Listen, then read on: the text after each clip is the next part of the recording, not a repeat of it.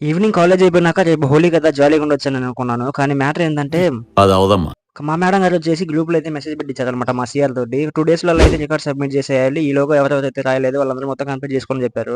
ఇక ఈ వీడియో వచ్చేసి హోలీ ముందుకే అప్‌లోడ్ చేయాలి. కానీ ఇదైతే హోలీ అయిపోయినాక కొన్ని కారణాల వల్ల అయితే ఇప్పుడు అప్‌లోడ్ చేయాల్సొస్తుంది ఎడిటింగ్ చేసి.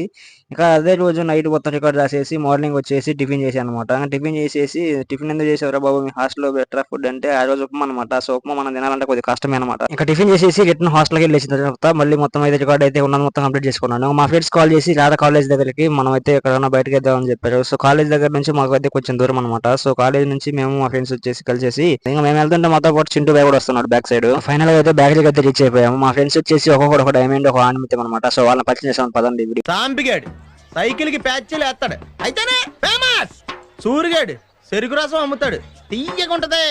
బుజ్జిగాడు బ్లాక్ టికెట్లు అమ్ముతాడు. వెర్రి రేలానిగాడు దూదే ఎక్కుతాడు మెత్తగా ఉంటది. ఇంకా అది మా మన వాళ్ళ సంగతి. సో, మ్యాటర్ ఏంటంటే ఇంకా 95 సబ్స్క్రైబర్లు అయితే మనకు 1K సబ్స్క్రైబర్స్ అయిపోతారు అనమాట యూట్యూబ్‌లో. సరే మరి ఉంటా. అలాగే సబ్స్క్రైబ్ అండ్ ఫాలో మర్చిపోమాకండి.